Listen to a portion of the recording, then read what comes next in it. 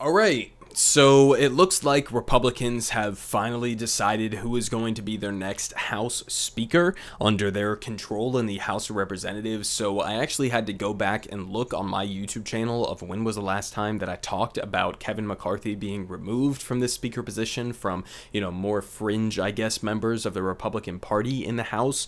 And it was no joke over 3 weeks ago at this point. Okay, so it has taken that long of a time for Republicans to decide or agree upon who is going to be their next representative. And in the meantime, we had a bunch of different theories that were floating around. We had the prospect of Kevin McCarthy sort of running again for the House speakership. We had guys like Jim Jordan who were potentially going to be nominated for the House speakership again, and he failed. We had guys like Steve Scalise who also failed, and it seems like Republicans have finally decided on this guy, Mike Johnson, who I promise you, apparently, according to reporting here, is a real human being. Now, it took me a while to believe that. I've seen this guy. I think I recognize his face like loosely from previous sort of like public appearances before, but it took a lot of convincing for me to believe that this guy is an actual human being. Mike Johnson, the Republican from Louisiana, has been officially elected as the House Speaker with broad Republican support. So after all of this chaos, they have officially settled on this guy, Mike Johnson. Here from the Associated Press, they say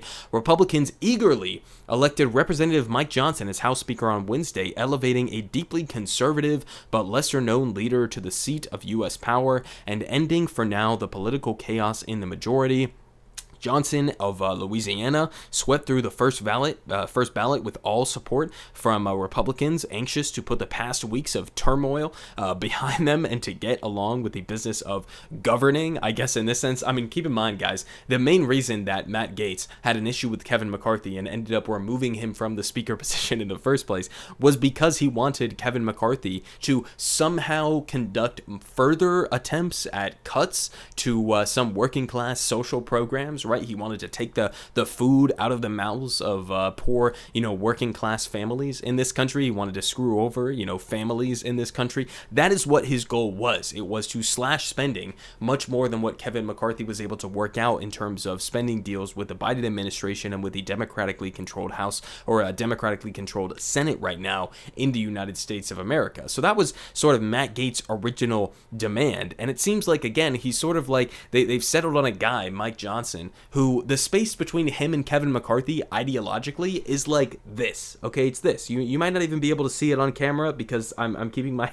hands completely closed at this point, because the ideological gap between Kevin McCarthy and Mike Johnson seems to be about absolutely nothing. Okay, and so this is what we've gotten over the last couple of weeks. We've had absolutely chaos as Republicans have been trying to pick somebody who would be appealing to the broad majority of their caucus, and it seems like they've settled on this sort of like AI generated Mike Johnson character. Okay, so now we move on to a couple of different important things that I wanted to just mention about this Mike Johnson guy, as well as some of the other members who were sort of floated over the last couple of weeks for the House Speaker position. So we have guys like Tom Emmer, whose attempt for House Speaker lasted, I'm not even kidding, about like 4 hours, and until Donald Trump threw his hat in the ring and said that Tom Emmer is a rhino Republican, and then his speakership prospects ended in about a couple of hours. Not even exaggerating there. It was about 4 hours that he threw his hat in the ring and then, took his hat back out of the ring and said, okay, I'm kind of,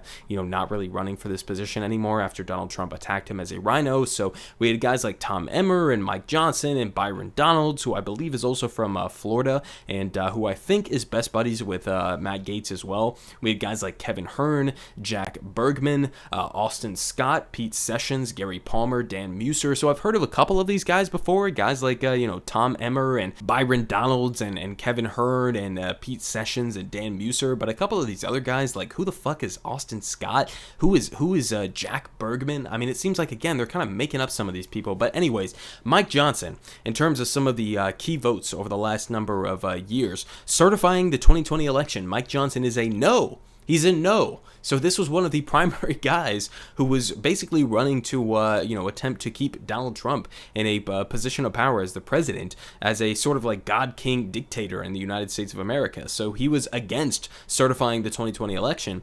We also have same-sex marriage. He was a no on, apparently. Ukraine aid, he was a no on.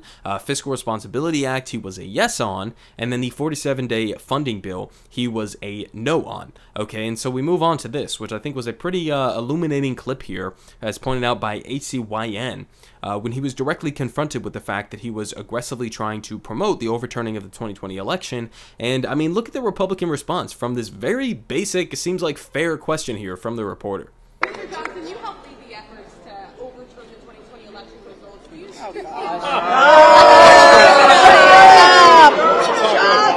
Next question.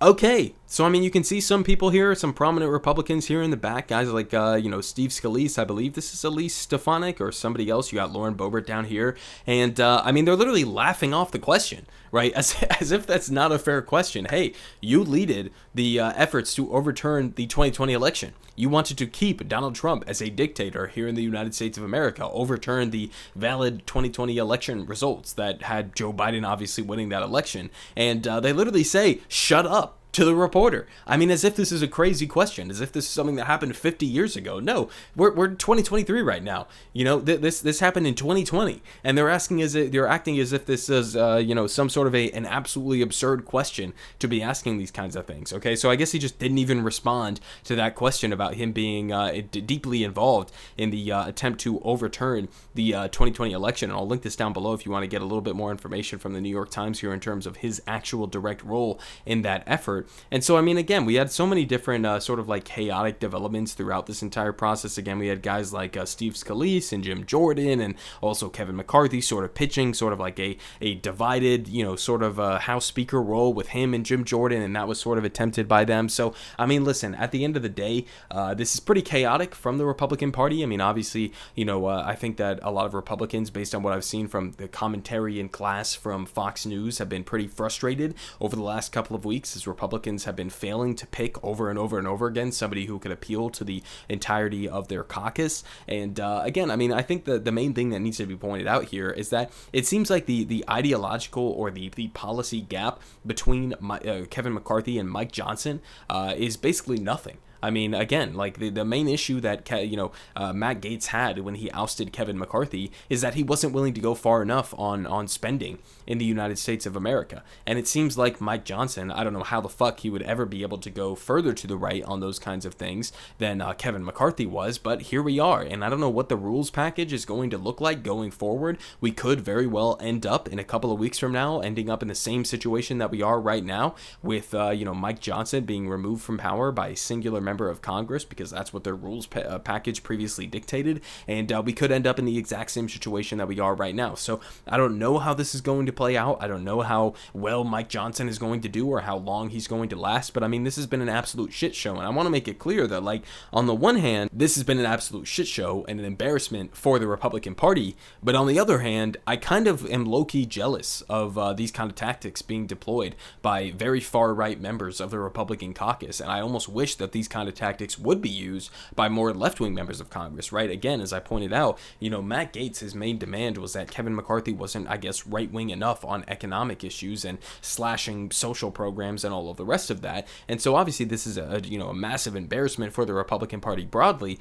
but I also in some ways wish that we would have the left flank within the Democratic Party, whenever they are in control of the House, pull some of these same tactics, and instead of doing it for, taking food out of the mouths of, kids and working class families here in the United States, maybe we have them do the same kind of tactics for like Medicare for All or the Green New Deal or any other number of popular policies across the United States. So I kind of am jealous in that sense, but obviously at the end of the day, this was an absolute nightmare for the Republican Party. It seems like they finally settled on this guy Mike Johnson, who I'm still really not convinced is a real human being, but I guess we'll see over the next couple of weeks. So we'll see how long that he lasts, and it's definitely going to be entertaining, because I promise you guys that this is not the end of the nightmare situation for Republicans in the House of Representatives.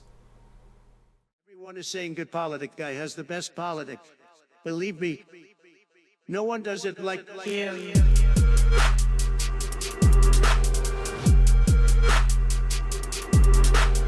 Believe me, everyone is saying